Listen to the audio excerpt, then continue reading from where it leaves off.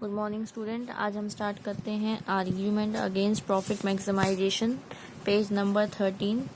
The prominent person who have put their view against profit maximisation are JB Say, Olvek, Terry Drucker etcetera. मतलब ये जो persons थे ये profit maximisation के against थे। According to Carl Moore, to earn maximum profit in business is a legal डेकोसिटी। लेकिन Carol मोरे के हिसाब से ये लीगल है, मतलब कि आप बिजनेस कर रहे हो और प्रॉफिट कमा रहे हो तो ये लीगल चीज़ है, मतलब लॉफुल है। The argument against profit maximisation are is under. पहला पॉइंट दिया हुआ है, with maximum profit only capitalistic are benefit whereas labour are exploited. मतलब लोगों का मानना ये था कि प्रॉफिट मैक्सिमाइजेशन से सिर्फ और सिर्फ ओनर का बेनिफिट होता है, मालिक का बेनिफिट होता है, और जो लेबर्स होते हैं उनके साथ तो मतलब उनको प्रेशर ज़्यादा डाला जाता है, उनसे ज़्यादा काम कराया जाता है। Profit maximisation ignores the interest of customer and employees. प्रॉफिट मैक्सिमाइजेशन मतलब क्या होता है, जब हमको इच्छा हो जाती है कि हमको ज़्यादा से ज़्यादा प्रॉफिट कमाना है तो हम अपने कस्टमर के इंटरेस्ट के, मतलब उनको कैसा सामान चाहिए वो सब हम ध्यान नहीं देते हैं। हमारे यहाँ जो एम्प्लॉयज़ काम करते हैं उनसे हम बहुत ज़्यादा काम कराते हैं, उनके बारे में नहीं सोचते हैं। Third point, the greed for earning maximum profit encourage a person to adopt unfair means in business which leads to downfall in moral values of people in society। मतलब यही बोला है कि greed for maximum profit encourages a person to adopt देखिए इसमें यही दिया हुआ है कि ज़्यादा प्रॉफिट अर्न करने के लिए लोग गलत प्रैक्टिसेस, मतलब जैसे आपने बोला कि 1 ग्राम दे दीजिए तो वो उसमें भी कम तौल के देते हैं, कुछ मिलावट कर देते हैं और बैड क्वालिटी सामान दे देते हैं। The greed for maximum profit leads to unfair means such as hoarding, black marketing, adulteration which are illegal. तो इसमें यही बताया गया है कि ब्लैक मार्केटिंग मतलब किसी सामान का शॉर्टेज कर देना, और जब उसकी डिमांड बहुत बढ़ जाए तो उसको ज़्यादा प्राइस में सेल करना, और उसके गलत एडवर्टाइज करना, गलत गलत क्वालिटीज़ बताना, उसमें कुछ मिलावट करके देना। It inspires to have monopoly in the market which could leads to customer exploitation। और क्या होता है, कभी कभार लोग ऐसे कर देते हैं कि सब एक ही के यहाँ सामान मिल रहा है और फिर बहुत ज़्यादा कस्टमर से चार्ज करते हैं। The gap between high and low class widens. इसमें यही दिया गया है कि जो अमीर और गरीब लोग होते हैं उनके बीच में जो डिफरेंस है, गैप है, वो बढ़ता जाता है। Such reason leads to non satisfaction of common mass, employees, customer etcetera.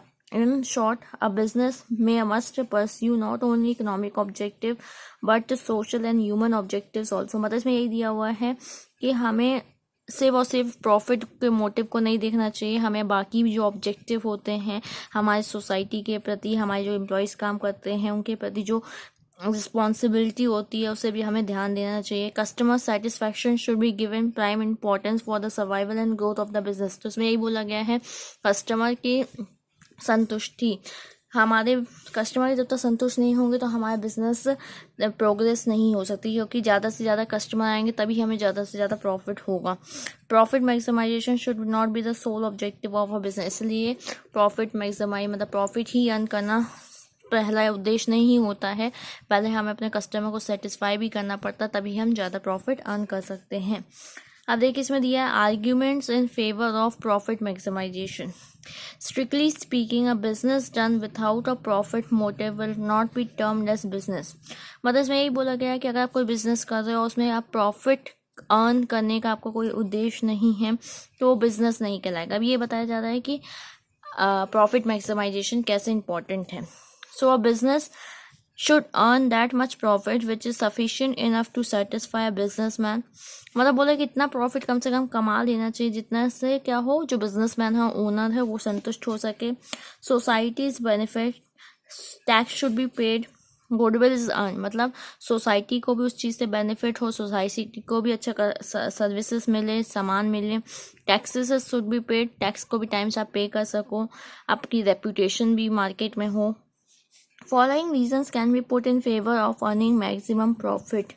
In order to keep a business alive, profit is essential. अगर आप चाहते हो कि आपका बिजनेस चलता रहे, लंबे समय तक चले, तो उसके लिए प्रॉफिट जरूरी है. Profit is the reward for capital invested and risk born. जो मालिक पैसा लगाता है और रिस्क बियर करता है, उसका एक तरीके से ये क्या होता है, रिवॉर्ड होता है. The dividends on the capital of investor should be given out of profit only. जो लोग आपकी कंपनी में पैसा लगाते हैं, अगर हमें प्रॉफिट होगा तभी तो हम उससे डिविडेंड उनको पे करेंगे. The profit is essential for the development of a business and innovation in business. मतलब वो आप चाहते हो कि आपके बिजनेस में कुछ नया हो, अच्छा डेवलपमेंट हो, प्रोग्रेस हो, ग्रोथ हो, तो उसके लिए भी प्रॉफिट जरूरी होता है. To face the unforeseen exigencies profit is required. मतलब अचानक से कोई इमरजेंसी आ गई, मशीन खराब हो गई, कोई प्रॉब्लम आ गई, तो हमारे पास कुछ पैसा होगा तभी तो हम उसको इमरजेंसी को फेस कर पाएंगे. Profit is the criteria for measuring and calculating goodwill of the business. Profit एक तरीके से हमें ये बताता है कि हमारा बिजनेस कैसा चल रहा है, हमारी कितनी रेपुटेशन है मार्केट में.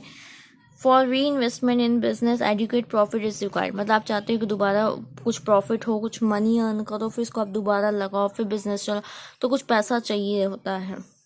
Profit and service principle in profit of business.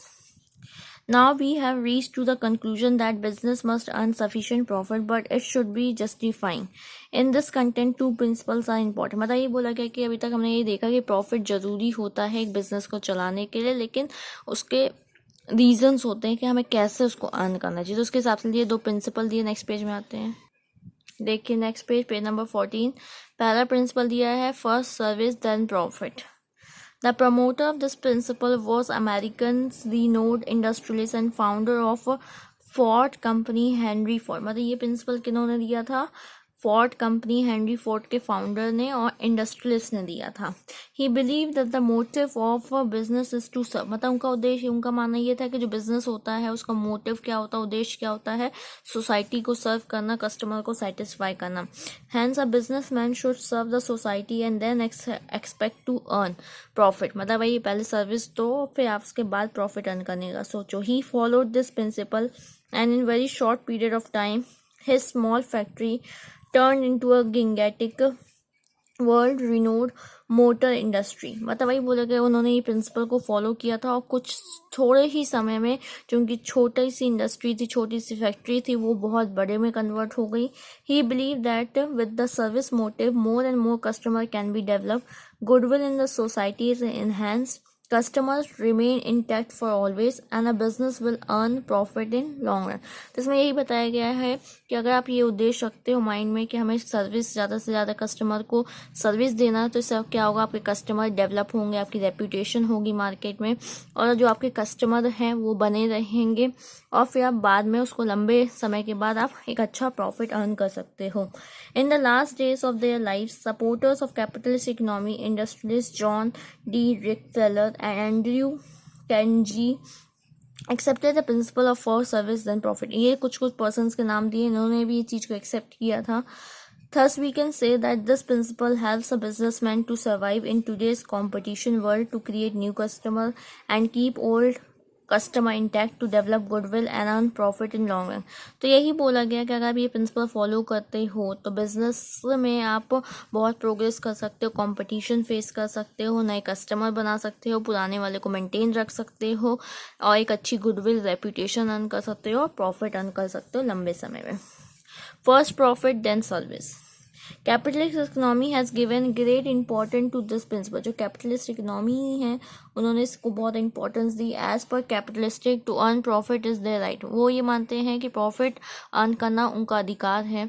They invest होना चाहिए यहाँ पे. They invest huge capital, do production and distribution of goods, undertake business risk, so profit earning is considered as a right by them. तो मतलब उनका मानना ये है कि वो बहुत ज़्यादा पैसा लगा रहे हैं, सामान बना रहे हैं, उसको डिस्ट्रीब्यूट कर रहे हैं, रिस्क फेस कर रहे हैं, तो प्रॉफिट अर्न करना उनका अधिकार है. Bernard Shaw wrote there is no place of soil in capitalism and the desire of capitalist is profit and gold is their god. मतलब उन दोनों यही बताया कि जो प्रॉफिट अर्न करना उनका राइट है.